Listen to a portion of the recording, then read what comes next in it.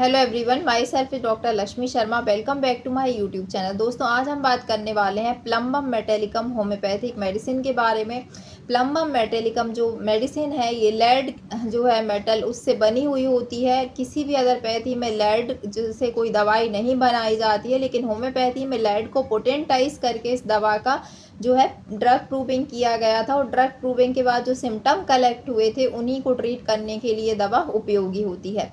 Generally जो बहुत लंबे समय से दीवार को पेंट करते रहते, जो क्रोनिक पेंटर्स रहते हैं, उनमें कुछ कोलिक की समस्या होती है। शरीर में बहुत सारे लक्षण जो हैं वो उत्पन्न होने लगते हैं लगातार पेंटिंग या लेड पॉइजनिंग के कारण। या फिर जो लोग जो है जहाँ पर पानी बहुत दूषित होता है और लेड का जो कंज्यूम होता है, उनको लंबे समय तक धीरे धीरे धीरे जब उनकी बॉडी में लेड की मात्रा जमा होने लगती है, तो उसके कारण उनको बहुत सारे सिम्टम्स जनरेट होते हैं। उनको ट्रीट करने के लिए तीसरा, जो महिलाएं कॉस्मेटिक्स का बहुत ज़्यादा यूज़ करती हैं, जैसे लिपस्टिक है, काजल है, तो उनमें भी लेड थोड़ी बहुत मात्रा में होता है। और लंबे समय तक यूज़ करने से भी उनके शरीर में भी कुछ लक्षण देखने को मिल सकते हैं। तो इनके जो लक्षण मिलते थे लेड की प्रूविंग से, उन्हीं सभी सिम्टम्स को ट्रीट करने के लिए ये प्लम्बम मेटेलिकम दवा का प्रयोग किया जाता है। अब इसके स्फीयर ऑफ एक्शन की बात कर लेते हैं। तो ये जो दवा है आपके स्पेशली स्पाइनल कॉर्ड पर एक्शन करती है, आपकी नर्व्स पे एक्शन करती है, मसल्स पे एक्शन करती है। ये दवा आइस पे एक्शन करती है। ब्राइट डिजीज़ यानी किडनी डिजीज़ में ये बहुत अच्छा एक्शन करती है। कोलिक यानी कि आपको पेट में सीवियर दर्द है, इंटेस्टाइन पे अच्छा एक्शन करती है, इंटेस्टिनल पार्ट में। और स्पेशली हर्निया के जो केसेस रहते हैं, उनमें भी ये दवा बहुत ही बेनिफिशियल होती है। तो इस प्रकार इस दवा का स्फीयर ऑफ एक्शन देखा जाता है। अगर हम इसके कॉन्स्टिट्यूशन की बात करते हैं, तो जो पेशेंट होता है वो उसका जो फेस है काफ़ी ज़्यादा शाइनी रहेगा और ब्राइट रहेगा, येलो कॉम्प्लेक्शन रहेगा। साथ ही साथ जो है फेस जो है कचक्टिक हिप्पोक्रेटिक फेस देखने को मिलेगा। और इसके अगर हम टेम्परामेंट की बात करें, तो इसका जो है जो टेम्परामेंट होता है वो होता है बिलियस टेम्परामेंट होता है, यानी बाइल जूस की अधिकता के कारण शरीर में इसको जो है कोलिक की प्रॉब्लम देखने को मिलती है। इसके अलावा ये जो पेशेंट होता है हीट विद, और अगर रिलेशन देखें तो ये चिली पेशेंट जो होता है, इसमें चिलीनेस की टेंडेंसी होती है। तो इस प्रकार से इसके सिम्टम देखने को मिलते हैं। अब बात करते हैं इसके कैरेक्टरिस्टिक सिम्टम के बारे में कि किन किन कंडीशन में आप इस दवा का प्रयोग कर सकते हैं। सबसे पहला जो इसका मेन कैरेक्टरिस्टिक जो सिम्टम है वो है रिट्रैक्शन। अगर आपको एब्डोमेन के जो नेबल पार्ट है उस पर अगर ऐसा फील होता है कि आपके पूरे जो एब्डोमेन की मसल है वो पीछे की तरफ यानी स्पाइनल कॉर्ड की तरफ एक धागे की मदद से खींची जा रही है, यानी स्ट्रिंग रिट्रैक्शन लाइक अगर सेंसेशन होता है, तो दवा बहुत ही बेनिफिशियल होती है। दूसरा होता है ये पैरालिसिस के केस में बहुत यूज़फुल होती है। जैसे कि हम जानते हैं कि पैरालिसिस जब होता है जब आपकी जो मसल्स हैं वो धीरे धीरे कमज़ोर होने लगती हैं। जब मसल कमज़ोर होती हैं तो उनको सप्लाई करने वाली नर्व्स भी धीरे धीरे कमज़ोर होने लगती है। तो मसल्स की वीकनेस में, नसों की वीकनेस में ये दवा बहुत सहायक होती है। क्योंकि जब आपकी नर्व और मसल वीकनेस आपको लगातार बनी रहती है, तो आपको ऐसी कंडीशन में पैरालिसिस की कंडीशन जो है वो प्रोड्यूस होने लगती है। स्पेशली जो पैरालिसिस इसमें होता है प्लम्बम मेटेलिकम का, वो एक्सटेंसर मसल में होता है। एक्सटेंसर मसल का मतलब होता है जो मसल्स हमारी बॉडी पार्ट्स को अवे फ्रॉम द बॉडी से बाहर की तरफ ले जाती हैं। जैसे ये मेरा हाथ है, मैं एक्सटेंस कर रही हूँ यानी बाहर की तरफ कर रही हूँ, तो ये एक्सटेंसर मसल्स होती हैं। तो ऐसी कंडीशन में एक्सटेंशन जो करने वाली मसल्स रहती हैं वो इससे अफेक्टेड होती हैं और उनमें पैरालिसिस की संभावना बहुत ज़्यादा होती है। जनरली इसका जो मेन सिम्टम होता है वो होता है रिस्ट ड्रॉप। अगर किसी पर्सन को रिस्ट ड्रॉप की कंडीशन मिल रही है, तब आप प्लम्बम मेटेलिकम का प्रयोग कर सकते हैं। यानी उसका जो हाथ है या कलाई है वो पूरी तरह से इस तरह से झूल जाता है, उस कंडीशन में आप प्रयोग कर सकते हैं।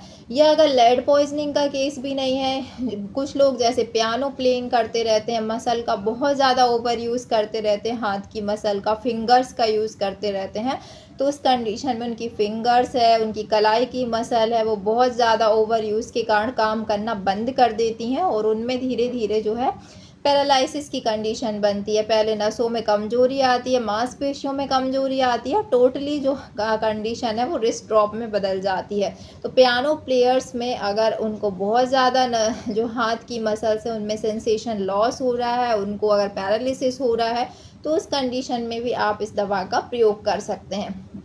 इसके अलावा ये जो प्लम्बम मेटेलिकम होम्योपैथिक जो दवा होती है, ये ऑल टाइप ऑफ पैरालिसिस में, यानी सिंगल मसल का पैरालिसिस हो उसमें भी सहायक होती है। फॉर एग्जांपल आपकी आईलिड की मसल अगर पैरालाइज्ड हो रही हैं तो ये सिंगल मसल पैरालिसिस है।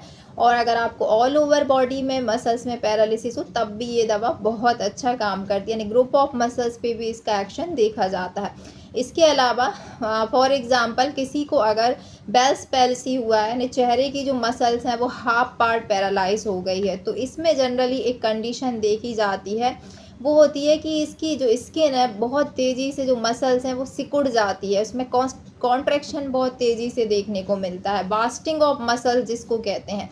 कि जैसे कि हाथ की मसल में पैरालिसिस हुआ है तो आप देखेंगे कि जो मसल्स है एकदम से सिकुड़ने तेज़ी से सिकुड़ेगी और हाथ एकदम पतला दिखने लगेगा।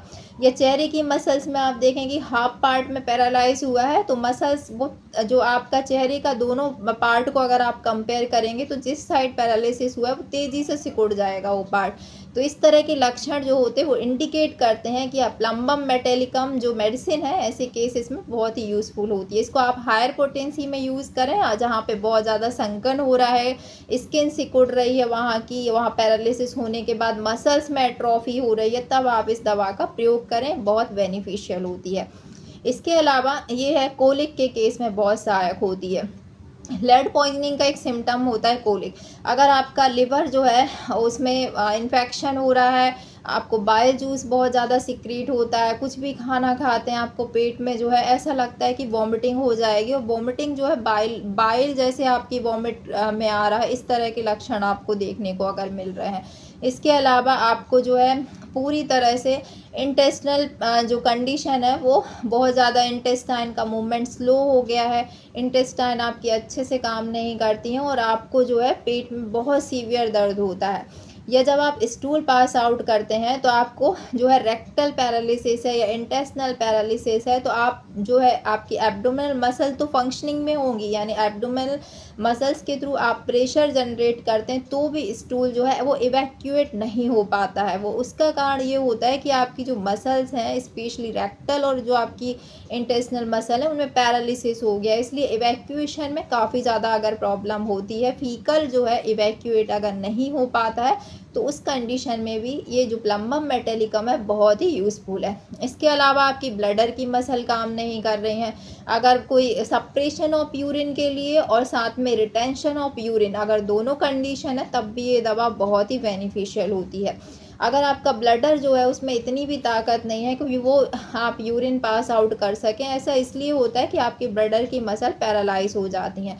तो एक केस था, डॉक्टर हेनरी ने इसको जो है वो बताया था इसके बारे में कि एक महिला थी, तो उसको जो है ऑल्टरनेट कंडीशन होती थी, जब उसको कोलिक की कंडीशन होती थी तब वो जो है नॉर्मल रहती थी, और जैसे उसको डेलीरियम होता था, बेहोशी होती थी, तो उसका कोलिक जो है वो ठीक हो जाता था, यानी ऑल्टरनेट सिम्टम थे कोलिक एंड डेलीरियम के। जब वो बेहोश हुई वो महिला, तो उसका यूरिन भी रुक गया था और उसकी जो कंडीशन थी मतलब उसको जो है स्टूल भी पास आउट नहीं हो पा रहा था, इवन उसको कैथेटर डाल के देखा गया था तो उस कंडीशन में जो कैथेटर में जो है कोई भी यूरिन नहीं आ रहा था। तो उस कंडीशन में जब उसको प्लम्बम मेटेलिकम दी गई तो उसको जो है यूरिन भी उसका बॉयड आउट हो गया और साथ ही उसका जो स्टूल था वो भी उसको धीरे धीरे 1-2 दिन में पास आउट होने लगा। यानी टोटली अगर रिटेंशन ऑफ यूरिन पूरी तरह से जो है बिल्कुल भी नहीं आ पा रहा, ब्लॉक हो जाए कंडीशन, फीकल इम्पैक्शन अगर हो गया है, तब इस कंडीशन में आप इसका प्रयोग कर सकते हैं। इसको हायर पोटेंसी में यूज़ किया था उन्होंने, तो उनको काफ़ी अच्छे रिजल्ट मिले थे। साथ ही साथ वो महिला जो डेलीरियम में थी उसको होश भी आ गया था। तो ये होश जो आने की कंडीशन भी थी वो 2 या 3 घंटे में उसको नॉर्मलाइज हो गई थी, लेकिन जो फीकल कंडीशन और यूरिनरी कंडीशन थी वो 1-2 दिन में रिजॉल्व हो गई थी। तो इस तरह से अगर टोटली यूरिन रिटेंशन हो, टोटली आपको फीकल रिटेंशन देखा जा रहा है कहीं भी, तो प्लम्बम मेटेलिकम को हायर पोटेंसी में आप यूज़ करें, बहुत बेनिफिशियल होती है। इसके अलावा बच्चों के केस में जैसे जिनको मेरास्मस की कंडीशन है, तो एक केस वहाँ मेरास्मस का भी दिया गया था कि इतना ज़्यादा बच्चा जो था इन्फेंटाइल चाइल्ड था कि वो पूरी तरह से उसका हेड काफ़ी एनलार्ज था, लेकिन बॉडी जो है स्किन बहुत संकन हो गई थी, पूरी तरह से सिकुड़ गई थी। स्किन ऐसी हो गई थी कि उसकी बॉडी में मांस नहीं बचा था। पूरी स्किन अगर आप छू के उठाएंगे तो स्किन जो है वो अलग दिखती थी उसकी बोन्स के ऊपर, इतना ज़्यादा माल नरिश्ड था। तो ऐसे बच्चे को जब उन्होंने प्लम्बम मेटेलिकम यूज़ करी तो जो कंडीशन थी वो धीरे धीरे करके नॉर्मल हो गई, और उसको 3x पावर में उन्हें टैबलेट फॉर्म में यूज़ किया था और उसको 2 से 3 महीने दिया था, तब उसकी नॉर्मल कंडीशन हुई थी। यानी मेरास्मस के केस में अगर बच्चे की स्किन सिकुड़ रही हो, वजन नहीं बढ़ रहा हो, माल नरिश्ड हो, तब भी आप इस दवा का प्रयोग करें। स्किन को नॉर्मलाइज करने में हेल्पफुल होती है और साथ ही साथ नरिशमेंट प्रोवाइड भी करती है। इसके अलावा कॉन्स्टिपेशन में स्टूल की अगर हम बात करें तो प्लम्बम मेटेलिकम का स्टूल प्लेटिना की तरह ही होता है कि जो स्टूल होता है बहुत ज़्यादा हार्ड होता है, ड्राई होता है, बहुत नोटी होता है, गठानुमा होता है और बॉल लाइक होता है, शीप डंग लाइक स्टूल होता है, ब्लैकिश कलर का होता है। इस तरह का स्टूल जो है हार्ड टू एवैक्यूएट अगर हो और प्लेटिना आपको देने पर अगर रिज़ल्ट नहीं मिल रहा तो उस कंडीशन में आप प्लेटिनम का यूज़ करें। ये प्लेटिना से आपको रिज़ल्ट नहीं मिल रहा है तो प्लम्बम मेटेलिकम का यूज़ करें आप हायर पोटेंसी में, तो आपको काफ़ी अच्छे रिज़ल्ट मिलेंगे कॉन्स्टिपेशन को क्यूर करने में। इसके अलावा इसका जो डेलिरियम होता है, डेलिरियम इतना ज़्यादा सीवियर होता है कि डेलिरियम जो है इसका कोलिक के साथ अल्टरनेट करता है। कोलिक होता है तो डेलिरियम नहीं होता और डेलिरियम होता है तो कोलिक ठीक रहता है। तो ये कंडीशन इसके साथ होती है। और जो डेलिरियम होता है जिनको भी जो पेशेंट होता है वो उसकी याददाश्त बहुत ही ज़्यादा कमज़ोर हो जाती है। वो एक जो वर्ड भी नहीं ढूंढ पाता एक्सप्रेस करने के लिए। वो अगर बोलना भी चाह रहा है कि मुझे क्या बोलना है, वो सब चीज़ें सोचता है अपने दिमाग में, लेकिन एक्सप्रेस करने के लिए उसको कोई शब्द नहीं मिलते। यानी इतनी ज़्यादा लॉस ऑफ मेमोरी होती है, इतनी ज़्यादा माइंड में वीकनेस होती है। पेशेंट इवन हिस्टेरिकल होता है, अपनी जो कंडीशंस रहती है उनको चढ़ा बढ़ा कर बताना पसंद करता है, मतलब इस तरह का होता है। और उसको मतलब ऐसा महसूस होता है कि जो है कोई उसको चीट कर रहा है, कोई जो एसिसिनेटेड जो मर्डर की कंडीशन होती है वो इसके मेंटल एंजाइटी में होती है। उसको लगता है कि वो किसी के द्वारा या कई लोगों के थ्रू इसका मर्डर कर दिया जाएगा। इस तरह की जो है उसमें हिस्टेरिकल कंडीशन होती है, डेलिरियम कंडीशन होती है जो कि उसके माइंड में चलती रहती है और पेशेंट इसके बारे में सोचता और चिंता करता रहता है। और उसको लगता है कि जो पेशेंट जो पर्सन है उसकी जो कंडीशन है वो नॉर्मल नहीं है, उसकी जो बीमारी है बहुत ज़्यादा जो है उसको बहुत डेंजरस बीमारी है, उसको मेलनकोलिक रहता है पेशेंट और साथ ही साथ सैड डिप्रेशन जो है इसकी और एंजाइटी इसकी मेंटल कंडीशन में पाई जाती है। तो ये सभी इसके मानसिक लक्षण होते हैं।